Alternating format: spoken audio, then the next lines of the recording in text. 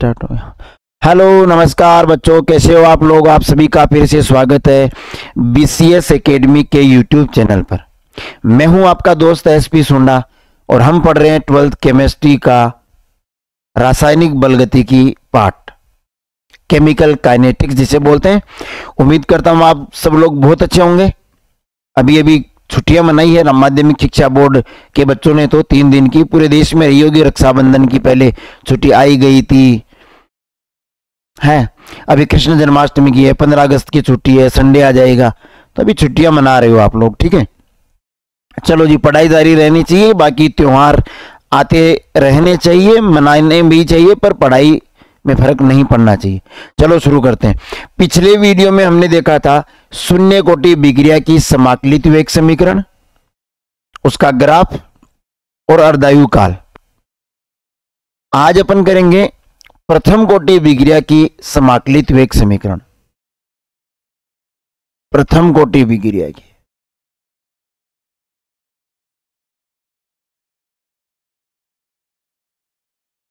अच्छा, आपको ये जो देखो ये दिख रहे ना, इनके लिए मैं बता देता हूं, 1 मिनट।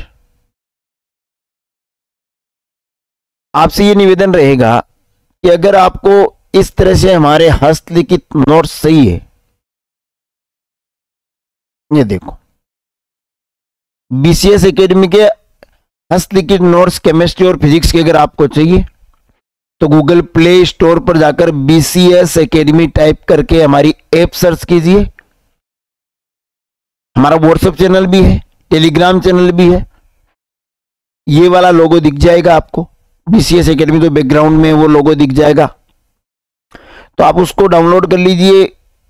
ऐप को डाउनलोड कीजिए, फ्री में रजिस्ट्रेशन कीजिए और चिन्ह से पैसों में आपको ये लिखित नोट्स मिल सकते हैं। ठीक है, ये मैंने थोड़ा विस्तार करके आपको दिखाया, ये नोट्स इस तरह से अपन, ठीक है जी, ये आपको नोट्स मिल सकते हैं। ठीक है, इस तरह आप प्रिंट करना चाहें तो प्रिंट करवा सकते हैं, वरना पीडीएफ इस तरह पढ़ सकते हैं। चलो सर, आज पढ़ते हैं। आज का टॉपिक अपना प्रथम कोटि भाई, आज का अपना टॉपिक है प्रथम कोटि अभिक्रिया के लिए समाकलित वेग समीकरण। अगर आपने पिछला वीडियो ध्यान से नहीं देखा है तो पहले जाकर उसको देखिए, फिर ये अंगुलियों पे आ जाएगा सर। चलो आज प्रथम कोटि के लिए पढ़ते हैं, पढ़ लेते हैं जी। सुनो जी, हम जानते हैं, हम जानते हैं, क्या जानते हैं जी, कि जो अभिक्रिया वेग होता है वो अभिक्रिया वेग -dr/dt के बराबर होता है, और वेग नियम कहता है वो kr⁴n के बराबर होता है जी। n क्या है? अभिक्रिया की कोटि। r क्या है जी? अभिकारकों की सांद्रता। k क्या है? वेग नियतांक। और t टाइम हो गया। ठीक है, इस समीकरण में अपन n की वैल्यू क्या लिखेंगे? प्रथम कोटि की विक्रिया है तो 1 रखेंगे। चलो रख देते हैं, तो ये समीकरण बन जाएगी -dr/dt बराबर kr, क्योंकि r की पावर कितनी रखेंगे? 1, और r की पावर 1 की वैल्यू आ जाएगी r, वैल्यू तो वही आ जाएगी वापिस। एक वैल्यू का मतलब वही संख्या होती है सेम। तो ये अपनी समीकरण बन गई। अब सुनो जी, अपन एक काम करते हैं, dr की तरफ r को ले आते हैं, dt को दूसरी तरफ ले जाते हैं। चलो देखो, ये k के साथ r गुणा में है तो इधर आएगा तो भाग में आ जाएगा, ये बन जाएगा -dr/r। r dt भाग में है तो गुणा में चला जाएगा, बराबर k dt। कोई दिक्कत नहीं है, चिन्ह को उधर ले जाते हैं। पिछले समीकरण में भी किया था, या यूं कहूं इस पूरे को उठा के उधर ले गए तो प्लस, इसको उठा के इधर लाए तो माइनस। तो ये समीकरण बन गई dr/r बराबर -k dt। इसको बोलते हैं अवकलन समीकरण। अवकलन समीकरण। हमें तो समाकलित समीकरण चाहिए, तो दोनों तरफ समाकलन करते हैं, दोनों तरफ समाकलन। ये पीछे भी किया था, चलो कर लेते हैं कि समाकलन करना है हमें dr बटा r का, और समाकलन करना है हमें dt का। सुनना ध्यान से, कि नियतांक है, कांस्टेंट है, तो इसको बाहर ले आए, समाकलन नहीं होता, वही रह जाता है समाकलन, तो अपन बाहर लिख लिया। जो चीजें वेरी करती है ना, बदलती है, समाकलन उनका होता है। तो यहां विकारकों की सांद्रता परिवर्तित होती है और टाइम परिवर्तित होता है, ठीक है। सीमाएं अपन पहले पढ़ चुके हैं सर, इनकी लिमिट क्या थी, आर की लिमिट क्या थी, आर नोट से आर टी, और टाइम की लिमिट क्या थी, 0 से लेकर टी। फिर बता देता हूं, जब टाइम 0 था तो अभिकारक की सांद्रता अपन ने मान ली है आर नोट, और जब टाइम टी हो गया यानी टी समय बाद अभिकारकों की सांद्रता बचेगी आर टी, ठीक है जी। यानी सांद्रता की वैल्यू आर नोट से आर टी तक बदली है और टाइम की वैल्यू 0 से टी तक बदली है, इनको सीमाएं बोलते हैं, रेंज। तो ये हो गया। अब एक चीज ध्यान देना सर, ये जो dx बटा x होता है ना, इसका जो समाकलन होता है वो होता है x, ln x, sorry ln x। ये dx बटा x का समाकलन होता है ln x। अब ये ln क्या है सुनना, ln e की बेस में होता है। देखो आप इसको इतना याद रखो, log की बेस e भी होती है, log की बेस 10 भी होती है। अगर log की बेस e है तो उसको बोलते हैं ln, और अगर log 10 है तो फिर log 10 है ही। और log 10 में ये संबंध होता है 2.303 log 10। ln को अगर अपन log 10 में बदले, e की बेस को अगर अपन log 10 में बदलेंगे तो 2.303 से गुणा करना, ये अपन आगे देख लेंगे। एक बार सुनो, dr बटा r का समाकलन होगा r, ln r, और इसकी लिमिट कहां से कहां तक, r नोट से r t, ठीक है जी। जब पहले केवल r था, पिछले में dr, तो केवल r लिख दिया था। आपके पास dr बटा r है तो ln r फॉर्मूला बनेगा इसका। लिमिट वही है, बराबर माइनस के की जगह माइनस के, और टाइम कहां से कहां बदला, टाइम बदला 0 से t। ये तो पहले भी ऐसा ही हुआ था। अब देखो, फिर इसका जो वैल्यू लिखेंगे वो अपर लिमिट में से लोअर लिमिट घटाएंगे, पर ये आर नोट से आर टी वैल्यू किसकी है सर, ln r की। पिछले समीकरण में वैल्यू थी r की, तो हमने डायरेक्ट लिख दिया R t minus R naught, और अब की बार तो ln जुड़ा हुआ है, तो हम लिखेंगे ln R t minus ln R naught, ln R t minus ln R naught. ये देखो बराबर माइनस के और t माइनस 0 क्या आ जाएगा, t, अपर लिमिट में से लोअर लिमिट, तो ये बन गया ln आर टी। इस माइनस को उधर ले जाते हैं, बराबर माइनस के टी, और ये उधर जाते हैं plus ln R naught, ln R naught. ये है जी समाकलित वेग समीकरण।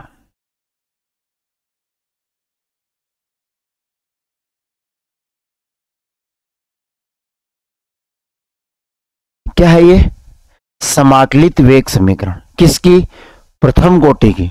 शून्य कोटि की क्या थी, शून्य कोटि में ये ln नहीं था, बाकी एज इट इज थी ये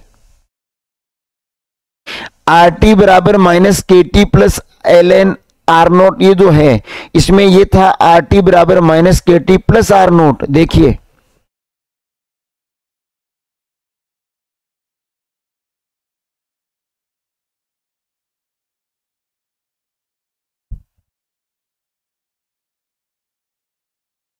ये देखो समाकलित वेग समीकरण क्या थी, R t minus k t plus R naught, और अभी केवल ln जुड़ा हुआ है, बाकी तो वही है।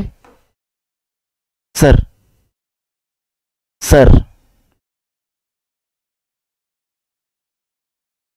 RT minus KT, R note और RT के सामने ln लगा है। वो लॉग के कुछ समीकरण के कारण, फॉर्मूले के कारण तो वो याद रह जाएगा। तो ये समीकरण आ गई। अब हमें इसका बनाना होगा आलेख, और आलेख के लिए अपन तुलना किससे कर रहे थे? वही y बराबर mx प्लस c से। कैसे सर? देखो, प्रथम कोटि के लिए समाकलित वेग समीकरण क्या आई?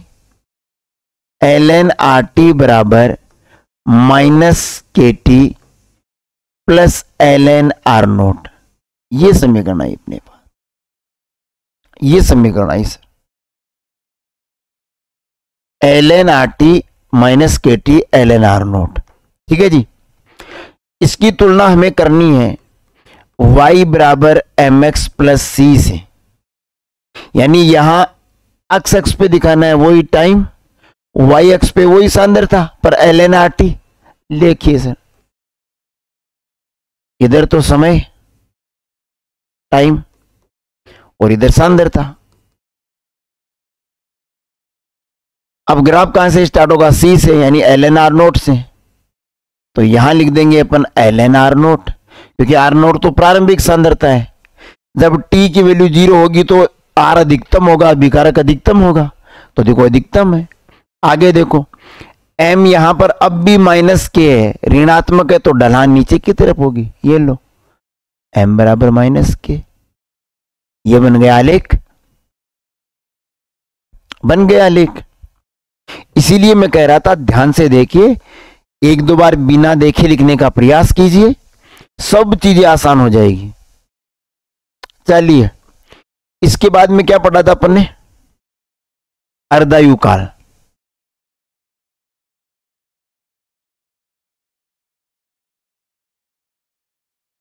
अर्धायु काल किनके लिए? प्रथम कोटि विकिरणों के लिए।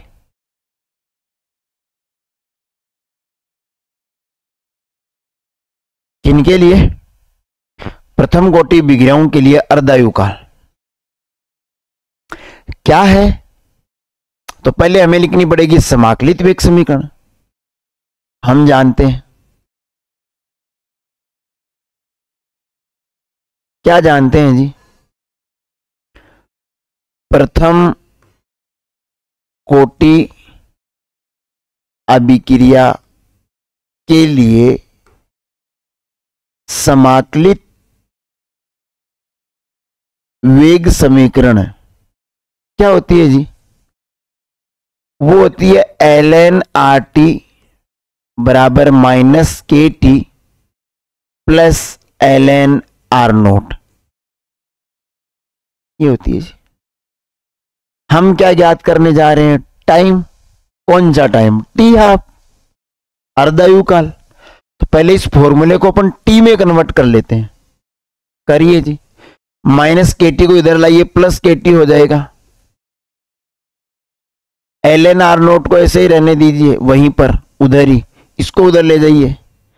Minus ln RT plus ln RT उधर जाते ही माइनस ln RT बन गया, माइनस KT इधर आते ही प्लस KT बन गया। हमें क्या चाहिए? क्या चाहिए भाई? T चाहिए ना। तो T बराबर K को इधर ले जाता हूं, तो मैं ऐसे लिख देता हूं 1/K। ये देखो ln R note minus ln RT। अब एक लॉग का फॉर्मूला याद रखना कि ln x minus ln y होता है ना, वो होता है ln x बट्टा y। ऐसे लिख सकते हैं। तो इसको क्या लिख सकते हैं अपन? T बराबर 1/K ln R नोट बट्टा RT। ln x minus ln y होता है x बट्टा y, तो ln R note minus ln RT हो जाएगा R नोट बटा RT। कुछ खास नहीं है, आप बस थोड़ा सा फॉर्मूला याद रख लीजिए। अब देखो, हमने ये लिखा था कि अगर अपन ln E को log 10 में बदलना चाहते हैं तो गुणा करना पड़ेगा सर 2.303 से। अगर ln को देखो, ln का यहां पर बेस e है, अगर हम चाहते हैं log का बेस 10 हो, e न होकर 10 हो, तो हमें 2.303 से वैल्यू को गुना करना पड़ेगा। चलो तो अपन t बराबर बना लेते हैं, t बराबर 1/k तो है। अब इस ln को log में बदल रहे हैं तो गुना में लिख देते हैं 2.303 log 10, और ये बन गया R0/RT। अब इसको थोड़ा ठीक से लिखना चाहें, सुनो, तो ऐसे लिख सकते हैं ना, t बराबर 2.303 को 1 से गुणा करोगे तो 2.303 आ गया बटा के, और यहां आ गया log R0/RT। ये भी समाकलित वेग समीकरण का ही एक रूप है, याद रखना है आपको। ये रूप भी ये वहां काम आएगा जब अपन इस पे न्यूमेरिकल करेंगे, प्रथम कोटि के न्यूमेरिकल आएंगे, उसमें यही फॉर्मूला लगेगा। इसमें कौन क्या है उसमें कंफ्यूजन नहीं होना चाहिए। देखो टी क्या है, टाइम, क्या है, वेग नियतांक, लोग तो लघु गुणक है ही, R0 क्या है, अभिकारक की प्रारंभिक सांद्रता, रिएक्टेंट की 0 टाइम पे सांद्रता, और ये टी टाइम पे सांद्रता। वैल्यूज, ज्यादातर वैल्यूज दी हुई होगी, ये गायब होगी, उसको पक्षांतरण करके निकाल लेंगे। मैं करवाऊंगा आपको, डरो मत, पहले डेरिवेशन समझो। तो ये अपने पास अभी समाकलित वेग समीकरण है, पर इसमें अपन टी ज्ञात कर रहे हैं, पर हमें तो टी हाफ ज्ञात करना है, अर्धायुकाल ज्ञात करना है। चलो जी, नया पेज ले लेता हूं। हमारे पास समीकरण आई है टी बराबर 2.303 बटा के log 10 R0/RT। ये समीकरण आ गए अपने पास। अब हमें अर्धायुकाल ज्ञात करना है, तो टी की जगह तो लिखेंगे टी हाफ, और हमने पढ़ा था कि जब हाफ टाइम हो जाता है, जब हाफ टाइम हो जाता है तो RT की वैल्यू बचती है R0 की आधी। अर्धायुकाल की परिभाषा यही है कि वह समय जिसमें अभिकारक की आधी सांद्रता बचती है, या यूं कहूं आधी सांद्रता प्रोडक्ट में बदल जाती है। अगर पूरी में से आधा उधर चला गया तो अपने आप इधर आधा ही बचा। तो टी टाइम के बाद में, यानी टी हाफ के बाद में, अभिकारक की सांद्रता क्या बचेगी, R0/2। तो ये दोनों वैल्यू जिसमें रख देते हैं, ये RT की वैल्यू यहां रख देंगे, ये यहां रख देंगे। चलो रखते हैं, टी हाफ बराबर 2.303 बटा के log 10, ये बेस हो गया, ऊपर तो R0 की जगह तो R0 ही लिखेंगे, RT की जगह क्या लिखेंगे जी, R0/2। R0/2 ऊपर चला गया, बटा में बटा ऊपर चला गया, ये R0 से R0 कट गया, तो टी हाफ क्या बचा जी, 2.303 बटा के, और यहां बचा log 10 की ये 2। अब कुछ मान आपको याद रखने पड़ेंगे। log 10 2 का वैल्यू होता है 0.3010। ये थोड़े से मान आपको याद रखने होंगे, जैसे log 10 का मान 1 होता है, log 2 का मान 0.3010 होता है। तो ये वैल्यू यहां रख देते हैं जी। तो ये बन गया टी हाफ बराबर 2.303, log 2 की जगह क्या लिख दे, 0.3010 बटा क्या के। इसको सोल्व करेंगे तो यहां बचेगा टी हाफ बराबर 0.693 को मल्टीप्लाई कर लीजिएगा, 0.693 बटा के। ये लो सर, ये अर्धायु आ गया, ये अर्धायु आ गया, अर्धायुकाल। किनके लिए, प्रथम कोटि विक्रिया के लिए। शून्य कोटि विक्रिया के लिए क्या आया था जी, टी हाफ क्या आया था जी, याद है जी, देखिए जी, 1 मिनट देखिए जी सर, देखिए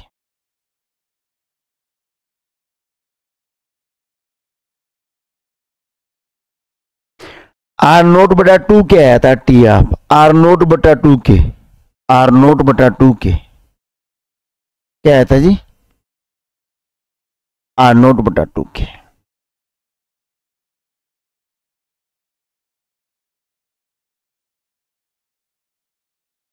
शून्य कोटि अर्धयुकाल ये आया था, ये है प्रथम कोटि अर्धयुकाल। अब इनमें कनेक्शन देखना जी, कई बार एक लाइन का सवाल पूछ लिया जाता है कि जो प्रथम कोटि का अर्धयुकाल है वो अभिकारकों की किसी सांद्रता पर निर्भर नहीं करता।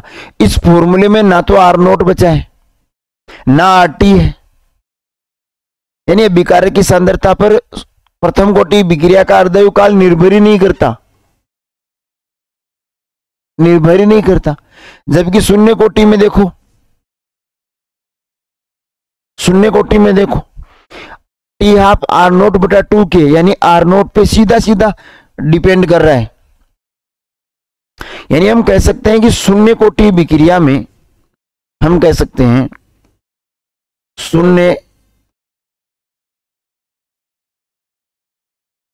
शून्य कोटि अभिक्रिया का अर्धयुकाल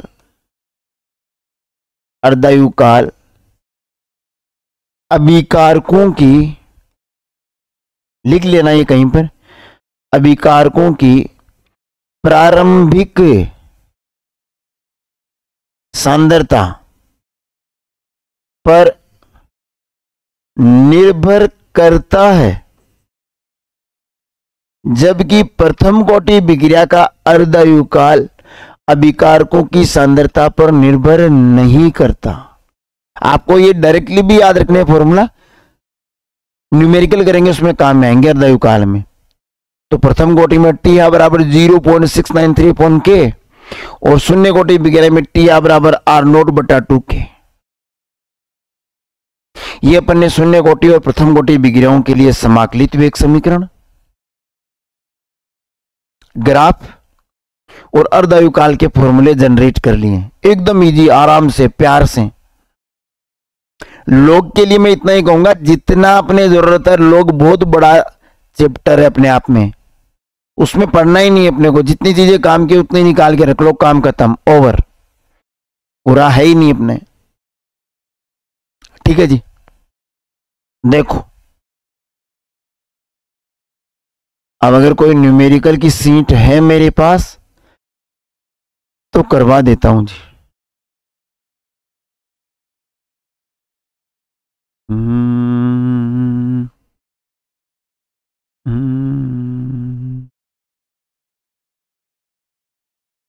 चलो कुछ चीजें इंपॉर्टेंट वो देखना सर। ओ भाई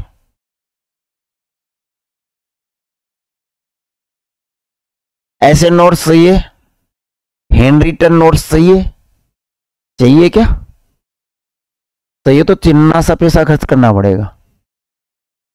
ऐप पे जाओ, ऐप कहां मिलेगा बे? Play Store, Google Play Store पर जाओ, BCS एकेडमी करके एप्लीकेशन मिलेगी, डाउनलोड करो।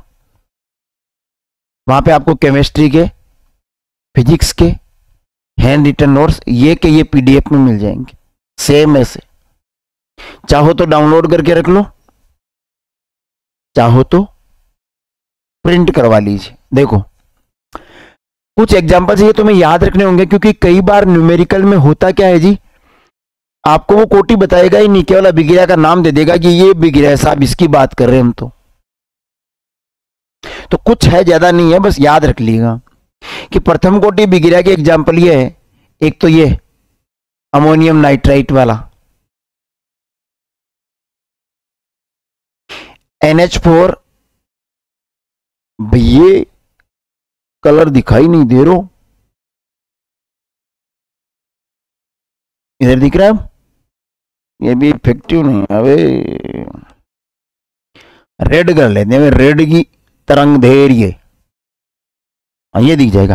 देखो NH4NO2 है, वो N2 नाइट्रोजन गैस में और जल में बदल रहा है, ये अभिक्रिया प्रथम कोटि की है, याद रखना है।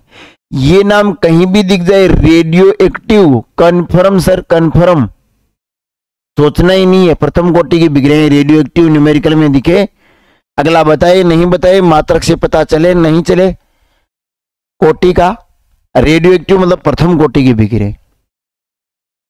एस्टर का अम्लीय जल अपघटन, एस्टर क्या होता है जी, यहां डायरेक्ट दे रखा है, एस्टर होता है R C double bond O O are.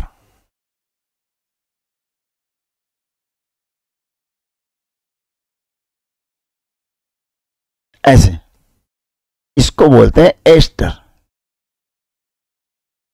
यहां देखो आर की जगह मेथिल COO, फिर आर की जगह एथिल C2H5, दिख तो रहा है ना, ठीक है।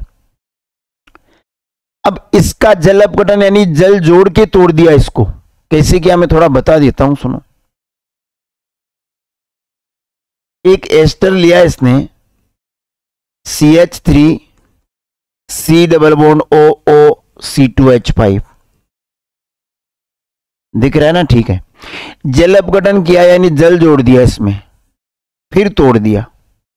अब ऑर्गेनिक में बड़े विस्तार से बड़े प्यार से पढ़ेंगे, पर मैं एक एग्जाम्पल इसलिए दे रहा हूं कि आपको बिलीव हो जाए कि सर सिर्फ फिजिकल केमिस्ट्री ही नहीं, ऑर्गेनिक केमिस्ट्री तो इससे भी अच्छे अपन पढ़ेंगे, बहुत अंगुली पे करोगे। देखो ये है, अब ये जब ब्रेक होता है तो यहां से ब्रेक होगा, ये माइनस ये प्लस, ये ब्रेक होगा, ये प्लस ये माइनस, इसके माइनस के पास इसका प्लस ले आओ, प्लस इसके माइनस के पास ऑपोजिट है ना। चलो जी क्या बनेगा, इसको पहले लिख लेते हैं, CH3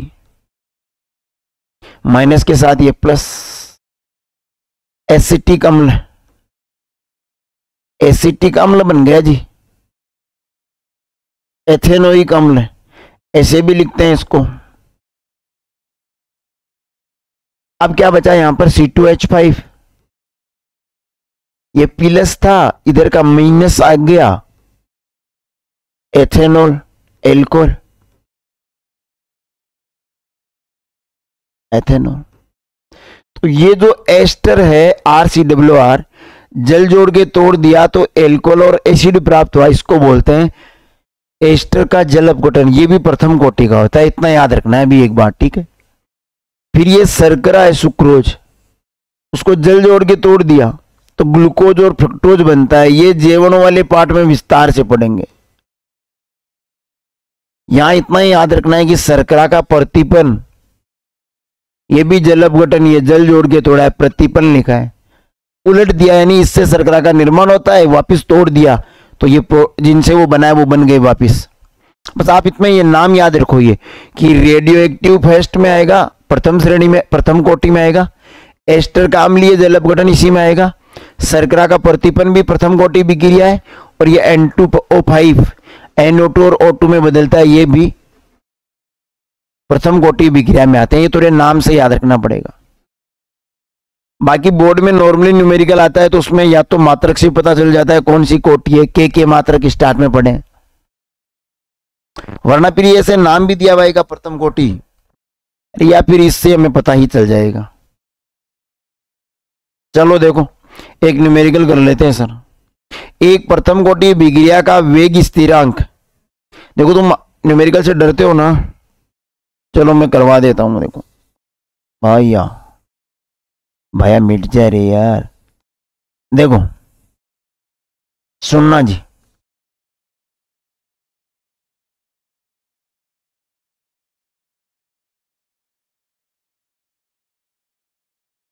इसको मैं साइड में लगा देता हूं कि वो सवाल देखिए इस तरह से, फिर कर लेंगे अपन। ये लो जी, ये लो,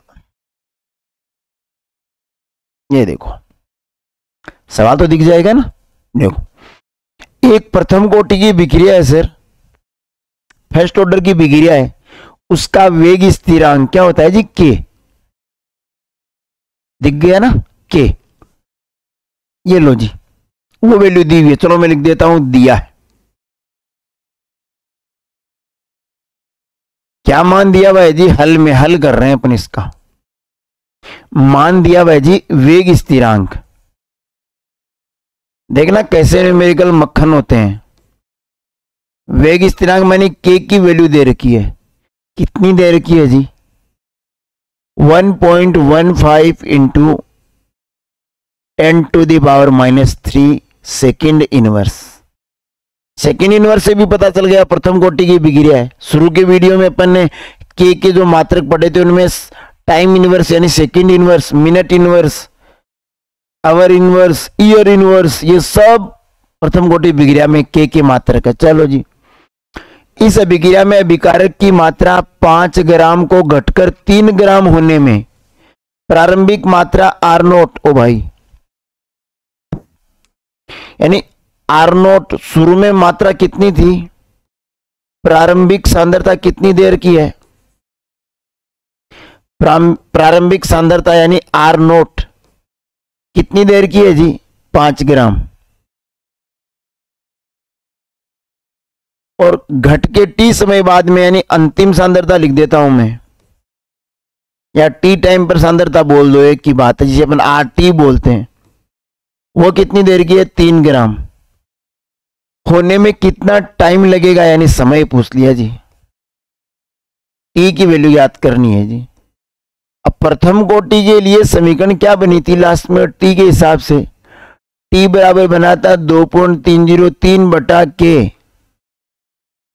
यहां बना था log आर नोट बटा आर टी। सिर्फ वैल्यू रखनी है सर, सिर्फ वैल्यू रखनी है। जहां वो टी हाफ वाला फॉर्मूला करा था ना, रख दो, टी बराबर 2.303, के की वैल्यू रख दो 1.15 into 10 to the power -3 log, लोग क्या कहेंगे जी, 5/3 कहेंगे, लोगों के पास क्या है कहने को।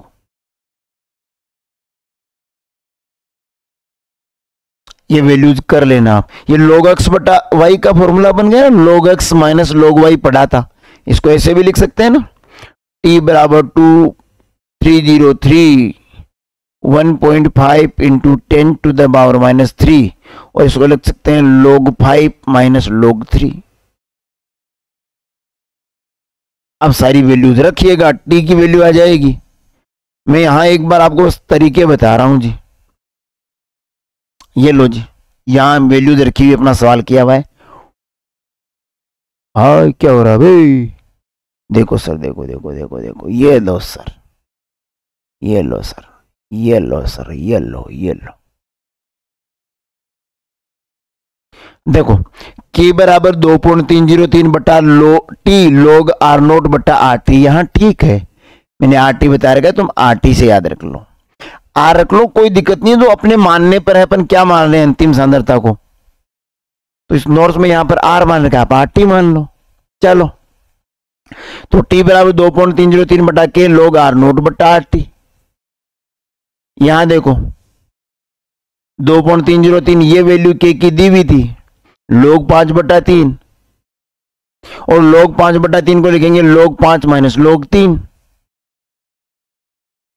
ये लो, log 5 की वैल्यू ये रही, ये याद रखनी है आपको, और log 3 की वैल्यू ये रही 0.6990, log 5 है, 0.4771 ये वैल्यू है log 3 की, log 2 की वैल्यू मैंने बताई थी 0.3010, ठीक है जी। ये वैल्यूज रखकर टी की वैल्यू निकाली कि लगभग 444 सेकंड।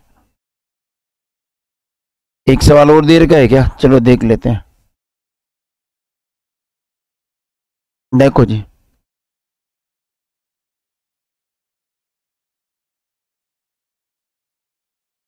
थोड़ा नोट्स का प्रचार कर लेते हैं देखो देखो समझ में आ जाएगा जल्दी। SO2 क्या दे रखा है, ओ भाई क्या दे रखा, क्या फर्क पड़ता है बे, तू कहां भाग रहा है। चलो देखो, पीछे वाली लाइनें आ रही है भाई, मिटा देता हूं इनको।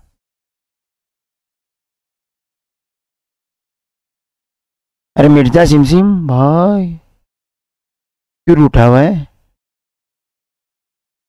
ये लो जी सुनो, ए जी ओ जी ये लो सुनो जी, 1 2 का 4 4 2 का 1 माई नेम इज, अच्छा अच्छा सुनो कि SO2Cl2 है अपनी प्रारंभिक मात्रा से आधी मात्रा में, ओ सर आधी मात्रा में, टी हाफ की बात हो गई सर, भाषा का खेल है सारा, कि ये जो विकारक देर का है वो अपनी आधी मात्रा बचने में, आधी मात्रा उत्पाद में बदल जाने में दिमाग कितना लगाना है। आधी मात्रा दिख जाए, अर्धायु काल खत्म। अर्धायु काल की बात हो रही है। कितना टाइम लग रहा है सर? 60 मिनट, यानी ये टी हाफ देर का है सर, टी हाफ देर का है 60 मिनट। इसमें इन सवाल में एक फायदा है, आप मिनट को सेकंड में बदलो, बदलो नहीं बदलो मत बदलो, मात्रक में ध्यान रखना। बदल दिया सेकंड में तो फिर वो जहां भी सेकंड टाइम की बात आएगी सेकंड में ही लगाना पड़ेगा। नहीं बदला, मिनट में रखा, मिनट में, साल में रखना है साल में रख दो, कोई फर्क नहीं पड़ता। तो वेग स्थिरांक यानी के की गणना करो। अब प्रथम कोटि के लिए अर्धायु काल लीजिए, लो जी इन्होंने टाइम में बदल लिया। टी हाफ देर का है 60 मिनट, 60 गुणा 60 3600 सेकंड।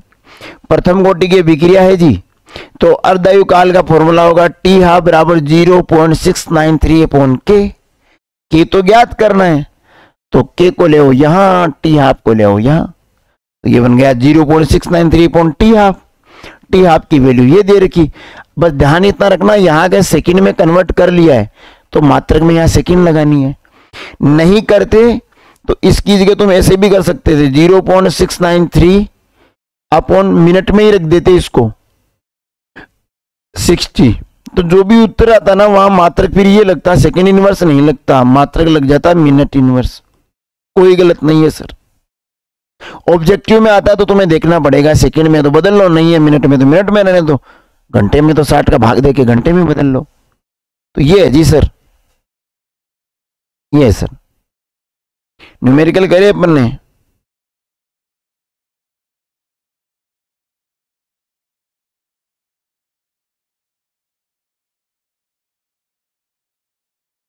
अच्छा जी एक छोटी सी चीज और कर लेते हैं जी, टाइम थोड़ा ज्यादा हो गया यार, चलो ठीक है फिर। तो बच्चों ये छद्म कोटि की विज्ञा वाला टॉपिक अगले वीडियो में करेंगे। आपसे उम्मीद करता हूं शून्य कोटि और प्रथम कोटि के बारे में आपने सब कुछ ठीक से जान लिया है, पहचान लिया है। एक दो न्यूमेरिकल मैंने करवा भी दिए, पाठ पूरा होगा मैं और न्यूमेरिकल करवाऊंगा, आप पहले करने की ट्राई करो, नहीं होते तो कमेंट करके बताओ, मैं हेल्प करूंगा, बाकी मेहनत आपको करनी होगी। चलो फिर मिलेंगे अगले वीडियो में, तब तक लिए नमस्कार, जय हिंद, जय भारत, खुश रहिए।